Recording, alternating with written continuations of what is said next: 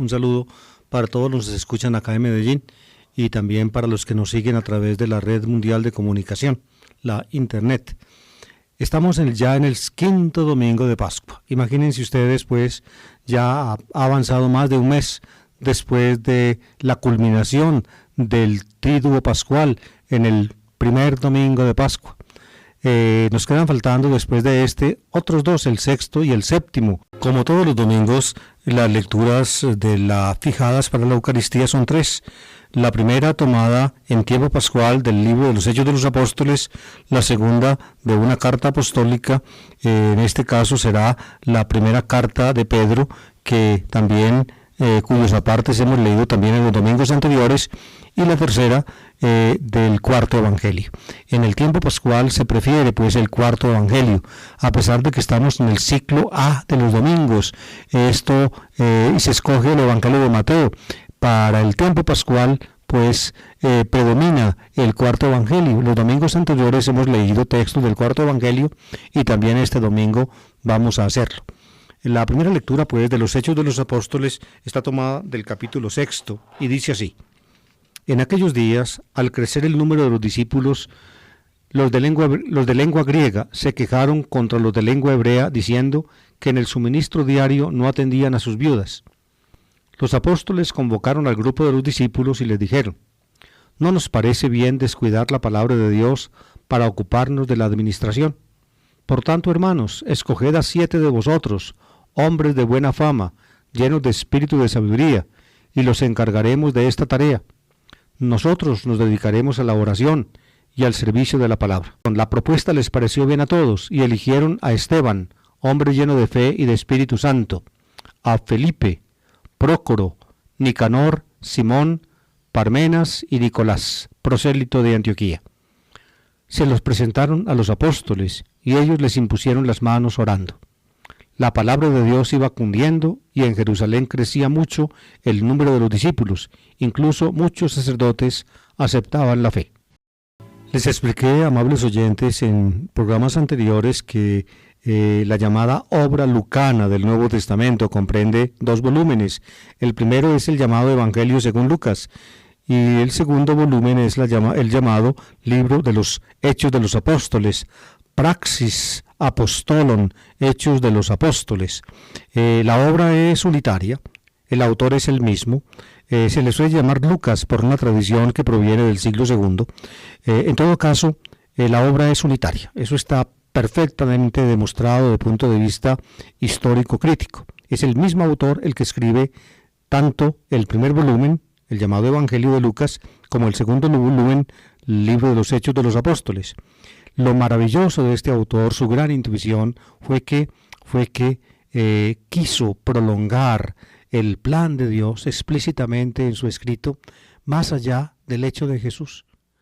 Ya los evangelistas, Marcos y Mateo, y también el cuarto evangelio, muestran cómo en Jesús Dios cumplió sus promesas y llevó su plan al perfeccionamiento, a la plenitud.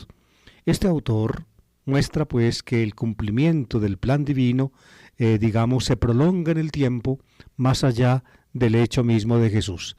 Y de esa manera la historia de la Iglesia, llamémosla así, es como la continuación del cumplimiento que tuvo en Jesús el plan de Dios. De esa manera, para este autor, el de Lucas y de Hechos, el tiempo de Jesús es el centro del tiempo.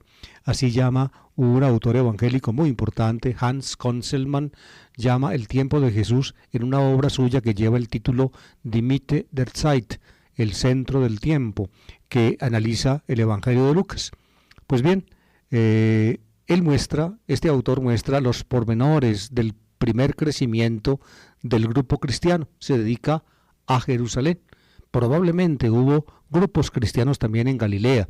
Este autor pues poco dice o casi nada dice de ellos. Se dedica al de Jerusalén porque tiene fuentes, dispone de fuentes que hablan de eso. Y luego, después de contar el primer crecimiento de la iglesia en Jerusalén y luego en los alrededores de Jerusalén, sobre todo por obra de Simón Pedro, él pasa a desarrollar la importancia de una figura que no pertenece a los apóstoles, pero que equivale a uno de ellos, y es Pablo. La segunda parte del libro de los Hechos pues se dedica a Pablo. Ese es como el abanico pues que extiende el autor de este libro. Primero, los apóstoles encabezados por Pedro en Jerusalén, y luego la actividad de Pablo desde Jerusalén, desde Damasco, porque Pablo está en Damasco cuando es llamado, por toda Siria y por todo el oriente hasta el occidente del Imperio Romano, es decir, hasta la propia capital del Imperio, Roma. En el pedacito del capítulo 6 del libro de los Hechos que hemos escuchado, amables oyentes, conserva Lucas el eco, tal como él lo entendió, de una especie de conflicto que hubo en la primera comunidad cristiana de Jerusalén. Con esto que cuenta Lucas, nos damos cuenta nosotros, a tantos siglos de distancia, de un acontecimiento capital para la historia del cristianismo. El grupo cristiano de Jerusalén tenía, diría yo, dos vertientes o dos sectores. Uno, que eran los de habla hebrea, es decir, aramea, la lengua semítica que se hablaba entre los judíos en la época de Jesús, y desde la época del Imperio Persa ya no era el hebreo antiguo, el hebreo de la Biblia, resucitado ahora con muchos aditamentos y con gran simplificación en el Estado de Israel. No, era la lengua aramea. La lengua aramea era la lengua básica de Siria, de la Siria antigua, que se hizo lengua diplomática para el Imperio Persa. Era la lengua pues que se hablaba entre los judíos en la época de Jesús y, como les digo, a partir del siglo VI a.C. El hebreo quedaba reducido a élites intelectuales, al culto del templo, a la lectura de la escritura, en fin, y seguramente mucha gente lo podía entender, porque entre el hebreo y el arameo pues hay una gran cercanía, así como por ejemplo nosotros podemos entender algunas cosas cuando se lee en latín. El latín, la relación que hay entre el latín y el español, o mejor, entre el italiano y el español, es parecida a la que hay entre la lengua hebrea y la lengua aramea. Pues bien, había un sector en la iglesia de lengua hebrea, es decir, de lengua aramea, que era la lengua que se hablaba. Este sector era ciertamente el más original. A él pertenecían los apóstoles que llama Lucas, es decir, los 12 y los que conocieron a Jesús en Galilea, y los que lo siguieron de Galilea a Jerusalén, y los que tuvieron el primer contacto con él. Este grupito de habla hebrea, como dice Lucas, es decir, aramea, como les he explicado, este grupito es ciertamente el más original. Podían ellos recordar las palabras de Jesús en su tenor original, podían contar los hechos de Jesús en la lengua misma que habló Jesús. Recuerden ustedes, los que vieron la película de la Pasión de Cristo del famoso realizador americano, ¿cómo es que llama? Mel Gibson, como este hombre para los diálogos de la película se basa en el arameo que todavía hoy se habla en algunas localidades de Siria, concretamente en un pueblito llamado Ma'alula, en Siria hablan arameo. Y yo recuerdo cuando fui a la película, no solamente podía entender yo los diálogos de Pilato en latín, eso lo entendía perfectamente, sino que también entendía buena parte de las palabras en arameo pronunciadas por los sumos sacerdotes. Como uno conoce los textos evangélicos, inmediatamente captaba de lo que iban diciendo ellos en el arameo actual que se habla en Ma'alula, uno entendía lo que estaban diciendo. Pues bien, estaba pues el sector de lengua semítica, de lengua aramea, y había un sector, dice el texto, de habla griega. Rápidamente entonces, amables oyentes, quizá desde el tiempo mismo de Jesús, judíos de habla griega, es decir, que habían nacido en el extranjero y que habían venido a residir en Jerusalén o que pasaban por Jerusalén, conocieron quizá a Jesús. En el cuarto evangelio se habla de que había unos helenistas, ahora les explico, helenistas que querían ver a Jesús y se comunican con Felipe y Andrés, dos discípulos de Jesús que tenían exactamente nombres griegos. Felipe y Andrés son nombres griegos de judíos discípulos de Jesús. Pues bien, ya desde el tiempo de Jesús, presumiblemente judíos de habla griega se pusieron en contacto con los cristianos, con los que después fueron cristianos, y seguramente judíos de habla griega en Jerusalén escucharon el anuncio evangélico de Simón Pedro y de los demás del grupo de los 12, y se fueron acercando a la fe cristiana y seguramente recibieron el bautismo y formaron un grupo de cristianos de habla griega. Lucas, o el autor de Hechos de los Apóstoles, los llama los helenistas. Esa es la palabra, helenistas. En griego, Grecia se dice Elas. Los Juegos Olímpicos últimos fueron en la Hélade, es decir, en Grecia. Los Juegos Olímpicos de Grecia, Elas, es Grecia en griego. Y griego, es decir, el adjetivo griego se dice en griego Elín, y en femenino Elini, de ahí viene nuestra Helena. Helena significa la griega. Había pues en el grupo cristiano de Jerusalén dos grupos, uno hablaba arameo y otro, los helenistas, hablaban griego.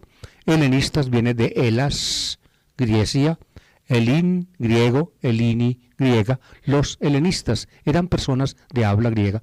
El habla griega, después de la conquista de Alejandro, en el siglo, a fines del siglo IV, se extendió por todo el oriente, porque los sucesores de Alejandro, los llamados diádocos, gobernaron no solamente Grecia, sino también Egipto, Palestina, Siria y Mesopotamia. Ese fue el gran imperio dejado por Alejandro, y entonces el griego empezó a desplazar como lengua diplomática y lengua de contacto al antiguo arameo.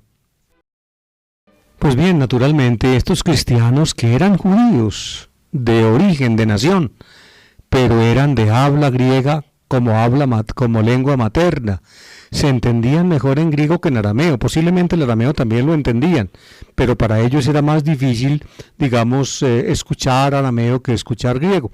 Es decir, aunque uno sepa una lengua extranjera y le hablen en esa lengua, pues uno prefiere que le hablen en su lengua materna, que la entiende mejor. Pues bien, en Jerusalén, estos cristianos de habla griega, que se habían hecho cristianos, tenían reuniones aparte. Es decir, formaban grupitos especiales, y seguramente para poder entenderse en estos grupitos o poder participar de las palabras de Jesús, entonces, empezaron a traducir las palabras de Jesús y las historias de Jesús del arameo al griego.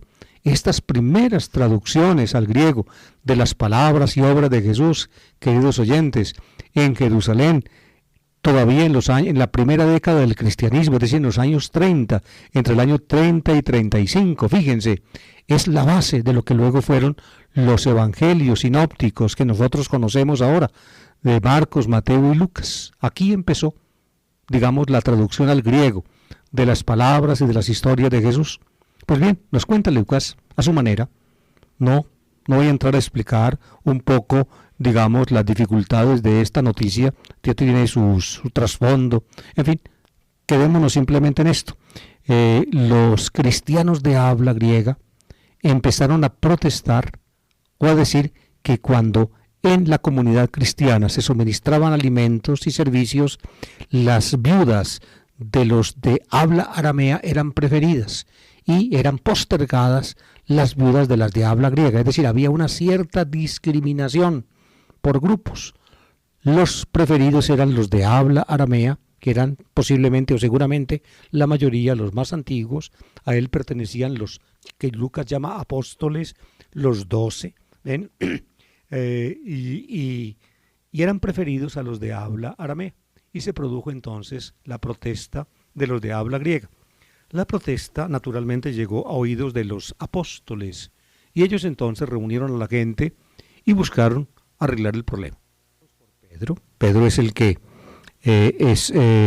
seguramente fue el que tomó la palabra, les dijo que no era conveniente pues que ellos, los apóstoles, abandonaran la labor de predicar el evangelio, el servicio de la palabra de Dios, como lo llama aquí el autor, el servicio de la palabra de Dios para servir a las mesas, es decir, para atender las comidas de los cristianos más pobres, tanto de habla aramea como de habla griega, que ellos entonces iban a dedicar a la oración y al servicio de la palabra, y que para atender a las viudas y a los pobres de los de habla griega iban a nombrar a 7 personas para que se encargaran. Y aquí aparece la lista de esas 7 personas nombradas pues por los apóstoles para atender a los de habla griega. Dice que eligieron a estos, Esteban, en griego se dice Stéfanos. Stéfanos significa corona. Amables oyentes, este es el famoso San Esteban, el que luego mataron a piedra. Ustedes conocen la fiesta de San Esteban, el protomártir. El primer mártir se hace después de Navidad, el 26 de diciembre. Stéfanos, de ahí viene nuestro nombre castellano, Esteban. De ahí viene Steven en inglés. Stefan, dicen los alemanes. Es un nombre pues muy común entre los cristianos. Actualmente Steven, Steve también es otra forma inglesa del nombre de Esteban. Nosotros decimos Esteban, Estefanos es en griego. Esteban pues, y luego sigue Felipe, después de Esteban, Esteban, luego Felipe, Filipos es el nombre griego, Filipos. Filo significa amigo, hipos significa caballo, Filipos es un nombre griego, el amante de los caballos literalmente significa. En la lista de los 12 discípulos de Jesús hay uno que se llama Felipe. Este presumiblemente es otro Felipe, perteneciente pues al grupo de los 7, del cual se está hablando aquí. Luego sigue la lista, Prócoro, otro nombre griego. Luego Nicanor, Nican en griego es vencer. Vencer, Nicanor significa el vencedor. Luego Simón. Simón es al mismo tiempo nombre griego y hebreo. En griego es Simón, en hebreo es Simeón. Pedro seguramente se llamaba Simeón en arameo y le decían Simón en griego. Luego Parmenas y luego Nicolás. Todos estos nombres pues son griegos y constituyen el grupo de los 7. Los 7, generalmente, fíjense, desde la antigüedad de la Iglesia, como fueron nombrados por los apóstoles para el servicio de las mesas, es decir, para atender a los pobres, lo suelen llamar diáconi, es decir, servidores. El término diáconos en griego significa servidor. El verbo diaconin o diaconin en griego significa servir. Por eso, imitando un poco el estilo de San Pablo, con un poco tal vez de inmodestia, yo me hago llamar en la introducción de mis programas, David Kapkin, servidor del Evangelio. Así se llama Pablo a sí mismo. Asimismo, diáconos, tu evangeliu, servidor del Evangelio. La tradición cristiana llama a estos hombres diáconos, pero evidentemente la designación diáconos para estos hombres no equivale a lo que posteriormente en la Iglesia constituyó el tercer peldaño, el más bajo de la lista de los servidores ordenados de la Iglesia, que son los diáconos.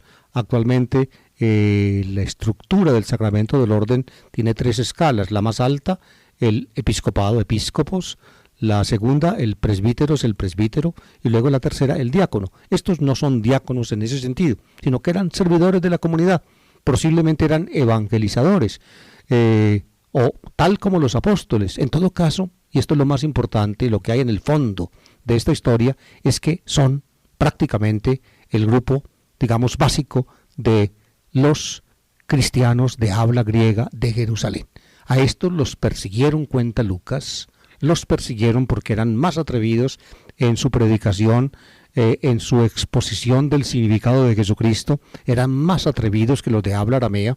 Estos eran, diría yo, más chapados a la judía y por tanto podían tener cierta consideración al decir las cosas. En cambio, estos venían del exterior, no habían sido formados tan estrictamente en la ley judía y en el respeto a las cosas del templo, y entonces a estos se les iban las palabras, y eso ocasionó pues resistencia entre las autoridades judías del templo, y entonces los persiguieron. A Esteban lo mataron a piedra, y los otros, para librarse de esta suerte, huyeron de Jerusalén y empezaron a regar el evangelio cristiano por todos los contornos.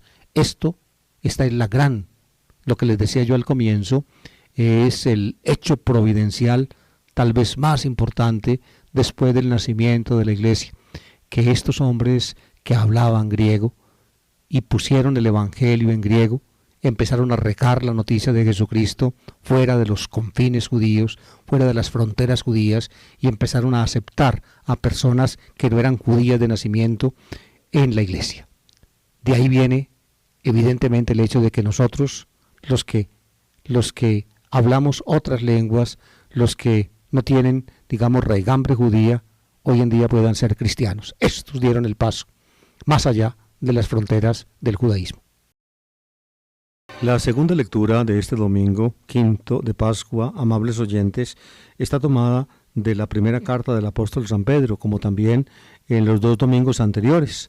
En la carta de San Pedro, la primera carta de San Pedro es un documento muy importante de la órbita antioquena, es decir, de la iglesia de Antioquía, de esta iglesia de Antioquía que fundaron precisamente estos helenistas, estos judíos de habla griega que huyeron de Jerusalén, tanto hacia el sur como hacia el norte. Lo del norte lo conocemos bien, llegaron a Antioquía y en Antioquía formaron un grupo y en este grupo predicaron en griego, que era la lengua que se hablaba en Antioquía, ¿ven? Y aceptaron en el cristianismo personas que no eran judías y los aceptaron sin hacerlos circuncidar y sin cumplir todos los recovecos de la ley de Moisés. Estos lo hicieron. Ahí se formó pues, digamos, la nueva imagen de la iglesia que luego se impuso. Hoy una iglesia, digamos, que cumpla, digamos, todos los pormenores de la ley judía ya no existe. Es decir, los helenistas de Antioquía dieron ese paso. Pues bien, la iglesia de Antioquía recibió luego de su fundación a Pedro.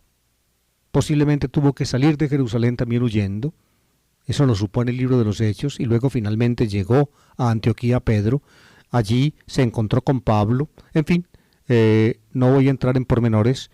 Y Pedro desde Antioquía adelantó una misión cristiana después de Pablo también entre no judíos. Pablo, por un lado, adelantó esa misión entre no judíos y Pedro por el otro, los dos partiendo de Antioquía, adelantaron esa misión entre personas no provenientes del judaísmo.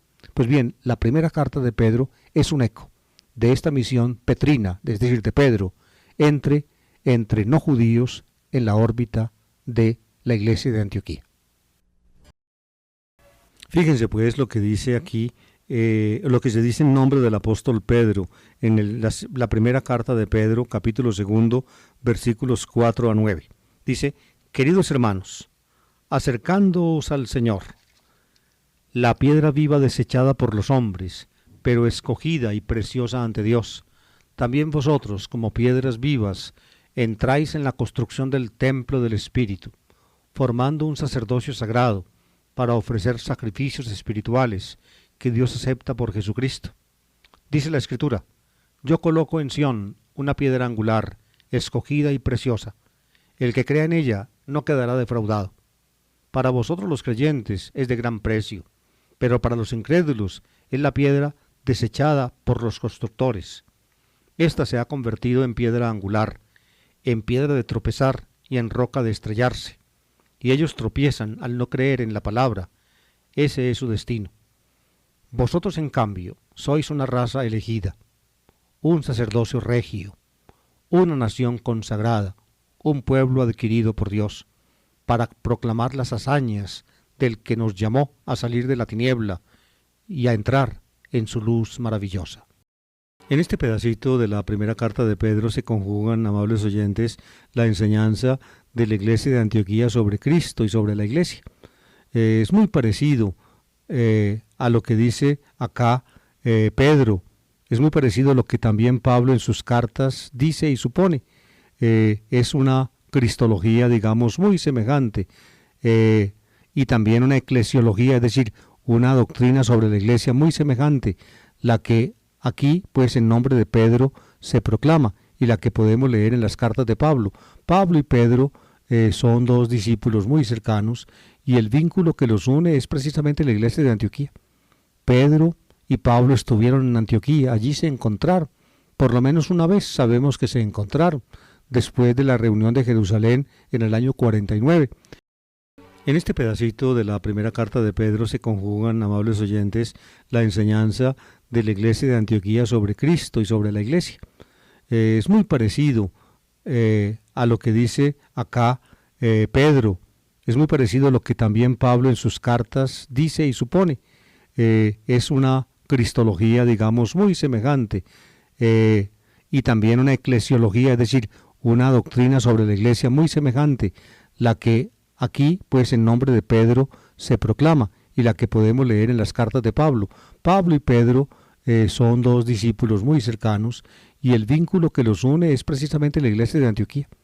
Pedro y Pablo estuvieron en Antioquía, allí se encontraron, por lo menos una vez sabemos que se encontraron, después de la reunión de Jerusalén en el año 49, allí se encontraron, pero presumiblemente antes del año 49 ya Pedro había estado en Jerusalén y también Pablo lo había estado cuando Bernabé lo llevó desde Tarso a Antioquía.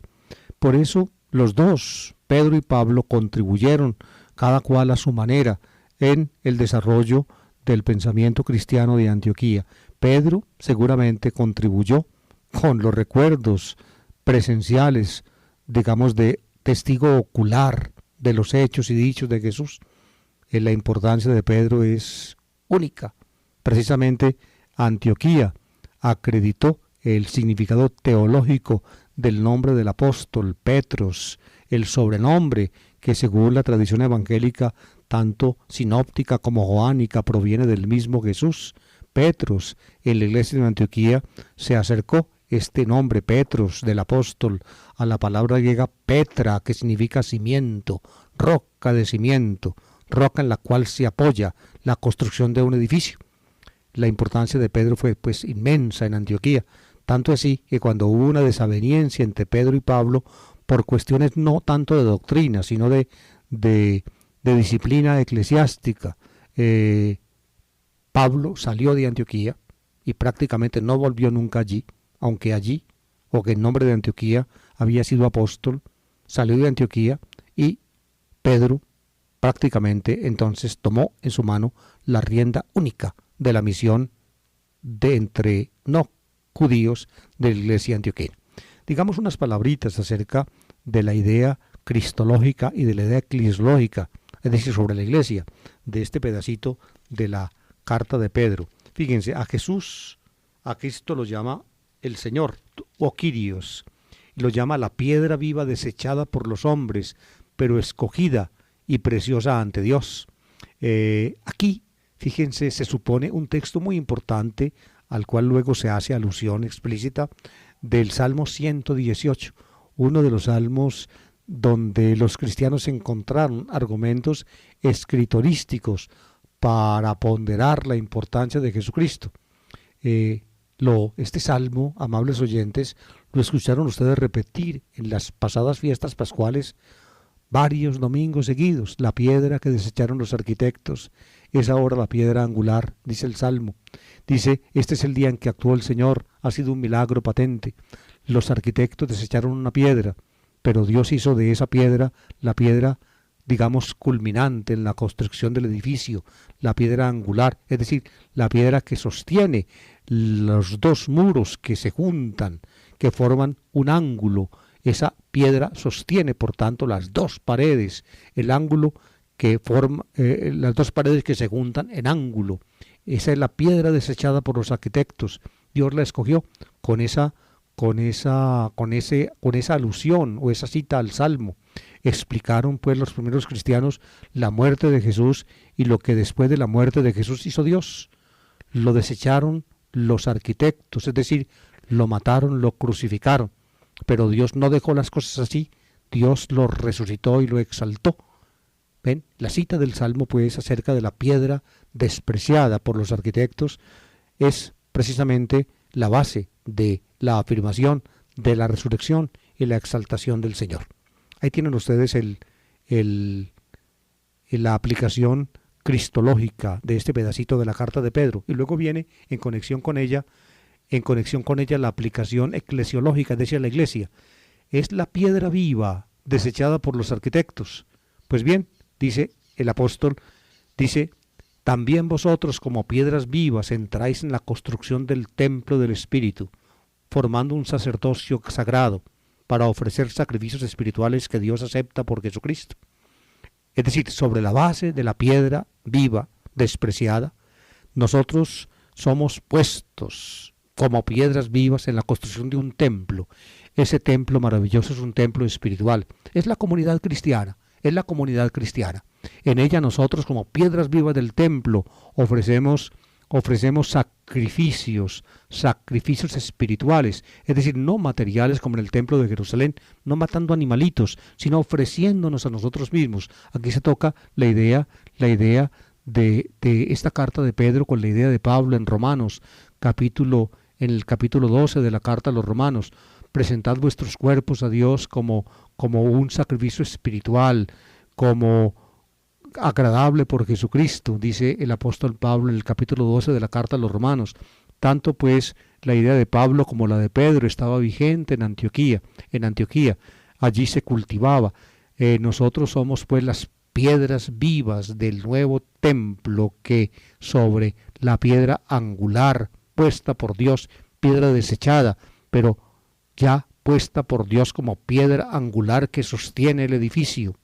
Nosotros somos esas piedras vivas y nuestra función no es ofrecer sacrificios materiales, sino el sacrificio espiritual que consiste en vivir como cristianos, en presentar nuestra existencia delante de Dios en forma agradable. Es nuestra existencia la que debe ser, digamos, ofrenda grata, agradable a Dios.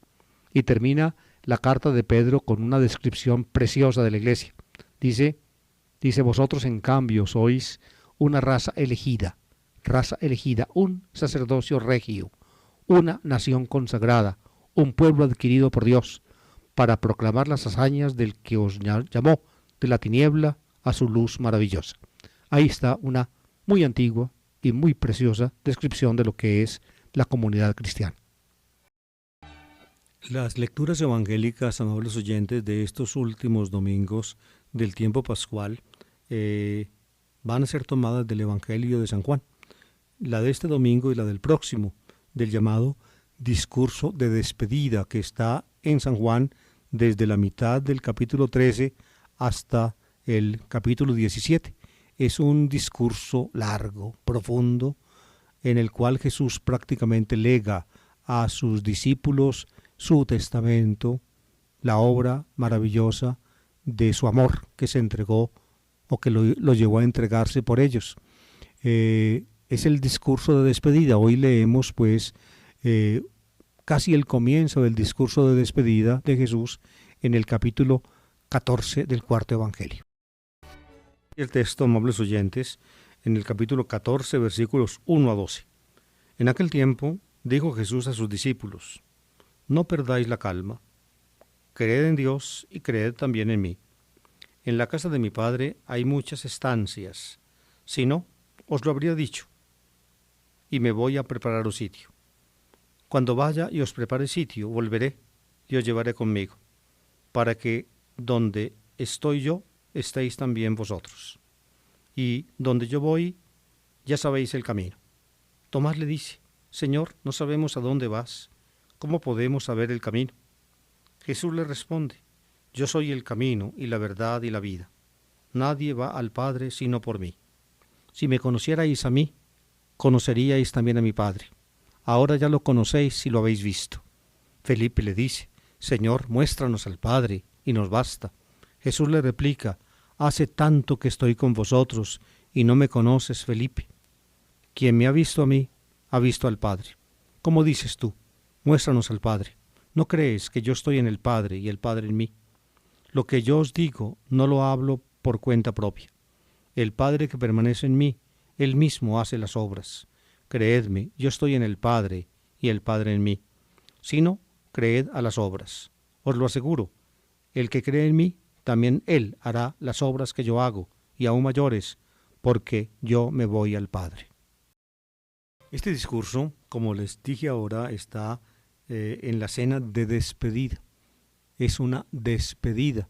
Está, diría yo, en la confluencia del tiempo de Jesús, es decir, del tiempo en que Él estuvo presencialmente con sus discípulos en su forma terrena, con el tiempo de la iglesia, en que Él ya no está en su forma terrena con los discípulos.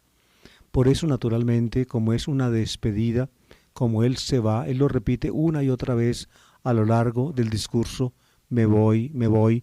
Los verbos que se emplean en griego para esta ida de Jesús son varios, y pagin, por ejemplo, que significa marcharse o marchar, ergeste, que significa ir, poreueste, que significa también marchar, en fin, o irse. Se repiten una y otra vez, Jesús se va, Jesús se va, los discípulos se van a quedar aquí. Hay, por tanto, entre ellos un ambiente de tristeza, de desolación. El evangelista quiere así, fíjense, queridos oyentes, quiere tocar el tema digamos, de la experiencia de los primeros grupos cristianos ante la ausencia de Jesús. Ellos sintieron la falta de Jesús. No fue lo mismo cuando Él estaba con ellos que cuando Él los dejó. Máxime que cuando Él los dejó, lo hizo en esa forma tan trágica y tan terrible, una muerte espantosa. Por eso, evidentemente, Jesús, según el evangelista, tiene que interpretar esa ida suya, sobre todo porque la ida suya, la marcha suya fue, digamos, una muerte aterradora, fue crucificado, y después de ello de eso ellos quedaron sin Él.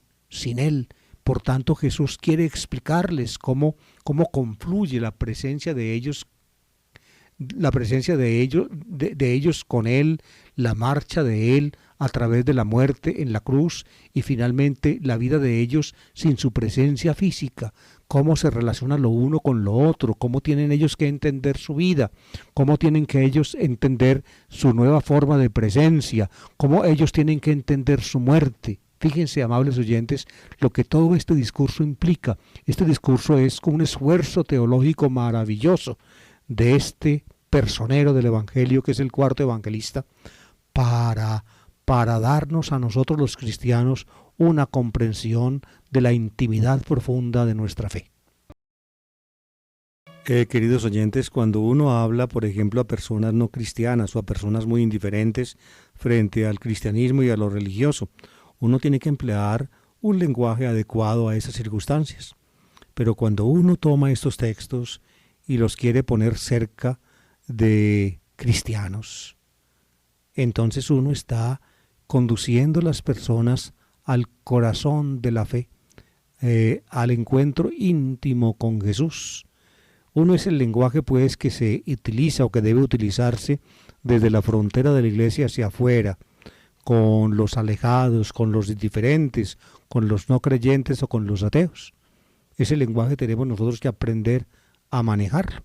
Tenemos que aprender a tocar esas inquietudes. Al fin y al cabo, el bien que Dios entraña es un bien que nosotros debemos llevar a toda la humanidad. Pero cuando hablamos de las fronteras de la iglesia para adentro, tenemos que hablar un lenguaje de intimidad. Lo que vamos a hablar acá es un lenguaje de intimidad, porque en intimidad está Jesús con los suyos. Con los suyos, está en la cena de despedida. El evangelista quiere que en esta despedida de Jesús, digamos, afloren o tengan expresión los sentimientos de un grupo de discípulos y de primeros cristianos que ya se sienten sin Jesús y se sienten huérfanos, abandonados, que no saben cómo afrontar las dificultades que les presenta este mundo, cómo en medio de los judíos ellos van siendo progresivamente cada vez más marginados, de modo que poco a poco el judaísmo los iba eliminando, los iba apartando, ya no eran bien vistos en las sinagogas, ya posiblemente los miraban de reojo cuando llegaban al templo, y sin embargo ya ese consuelo maravilloso del Jesús con ellos ya tampoco lo tenían. ¿Cómo entonces se van a sentir? El evangelista quiere que aprendan a manejar esa experiencia profunda de desolación y de abandono. Con esta frase comienza y acaba la primera parte del discurso. No perdáis la calma. Aparece aquí y más adelante al final del capítulo 14. No perdáis la calma. Y luego Jesús se pone al lado de Dios como se había puesto siempre. Creed en Dios y creed también en mí. Es decir, para los de la intimidad de Jesús, Jesús y Dios no son dos figuras independientes y alejadas, prácticamente coinciden. Esta fue, digámoslo así, la convicción más profunda de la experiencia cristiana. Por eso el cristianismo fue capaz de darle al monoteísmo otra forma, una forma distinta a la que toda la vida había sostenido Israel cuando, digamos, acuñó esa fórmula preciosa del Deuteronomio que los judíos hoy en día llaman Shema, Shema Israel, Adonai Eloheka, Adonai Echad. Escucha Israel, el Señor tu Dios, el Señor es único, único. Jesús, según el evangelista, les dice, no perdáis la calma, creed en Dios y creed también en mí. Al lado de Dios está Jesús. No pueden separarse el uno del otro. No pueden separarse. Esa es la convicción máxima de los cristianos. Y esto fue, queridos oyentes, lo que finalmente ocasionó que la sinagoga, es decir, que la comunidad judía y la comunidad cristiana se separaran irremediablemente. Para los cristianos es irrenunciable este doble imperativo, unido íntimamente. Creed en Dios y creed también en mí. El problema que se toca acá en primer lugar es el problema, digamos, básico de la religión. Es aquí, queridos oyentes, donde religión y fe, digamos, adquieren su unidad íncita. A menudo nosotros los cristianos, sobre todo los de cuño evangélico, como me decía ahora Oscar, y yo lo sabía desde hace tiempo, desde que se presentó el famoso en los años 60, 70, la famosa discusión de la teología de la muerte de Dios entre nosotros. Esto se traginó en el seminario en una forma, digamos, aguda, y prácticamente el seminario de Medellín se vació. Digamos, quedaron casi solamente los muros y tan solo después empezó a reconstruirse.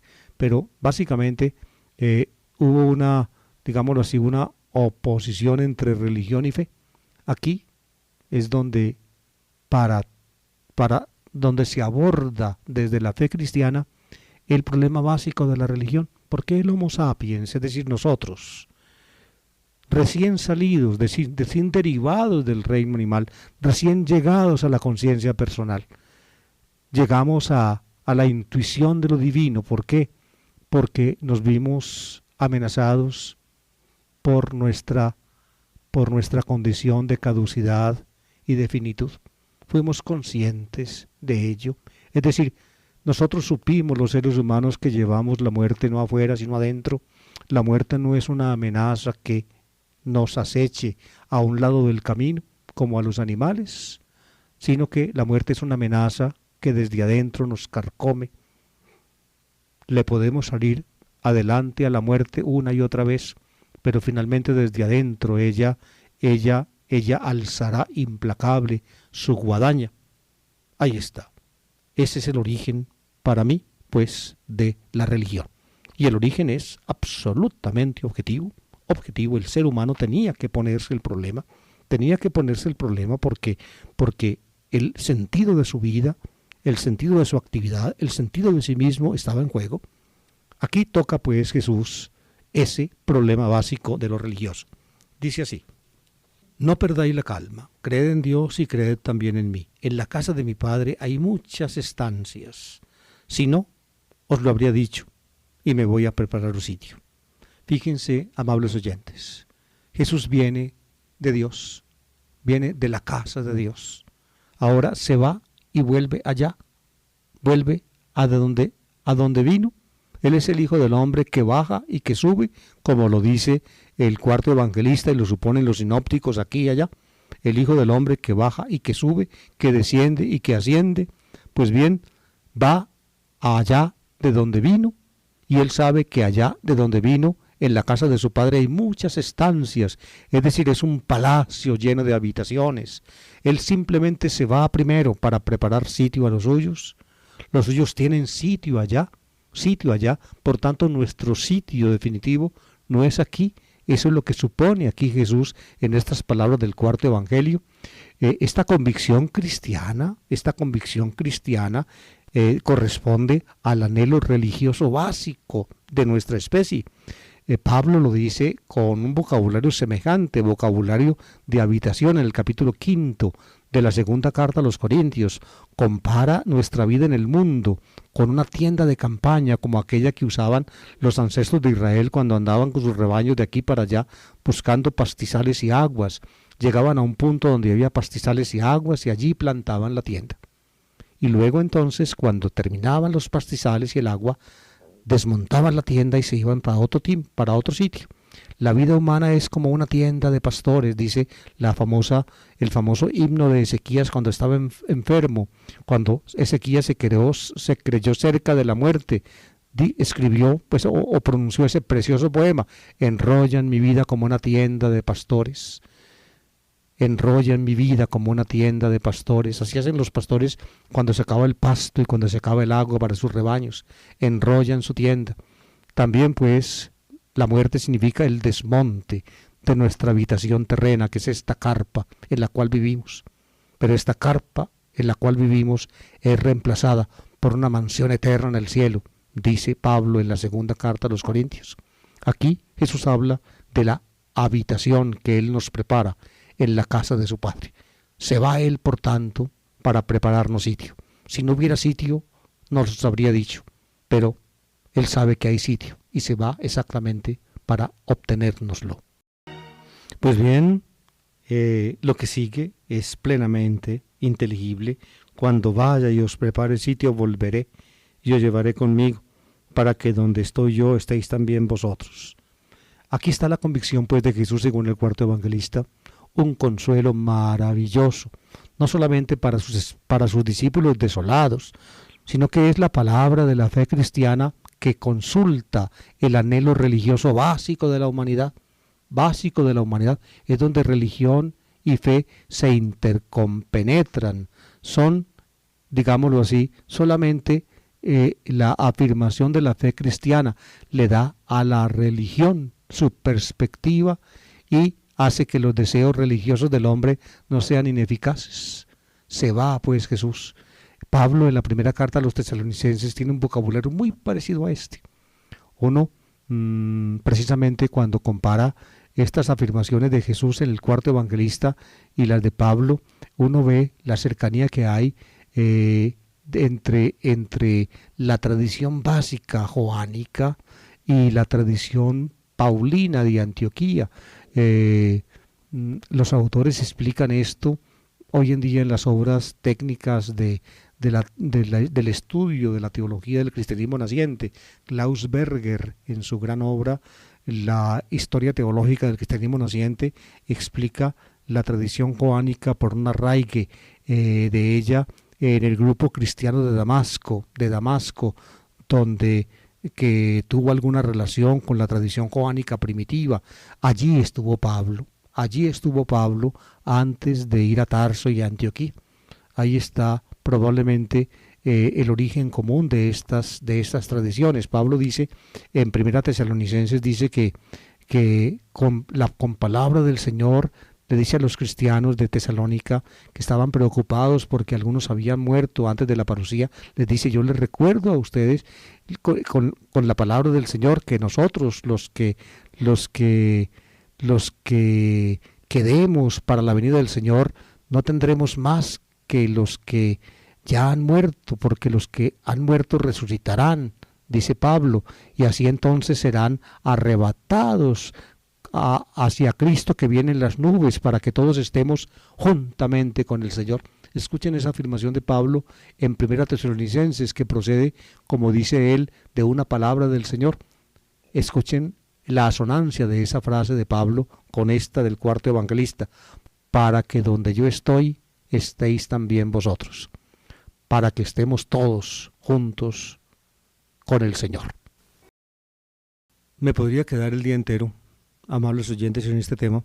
Uno no acabaría de explicar este capítulo, sobre todo porque es un capítulo que nos pone en la intimidad de nuestra confesión cristiana. Es decir, nos hace sentir a nosotros los cristianos en la casa de nuestra fe. No estamos hablando a extraños, a gente que no entiende, a gente que está alejada de estas convicciones, sino a aquellos que las comparten y que las viven. Ese es el lenguaje íntimo de la fe, es el lenguaje de la frontera de la iglesia hacia adentro. Ese es el lenguaje que hemos usado en el día de hoy. Y así, queridos oyentes, terminamos por hoy este programa de la Palabra del Domingo.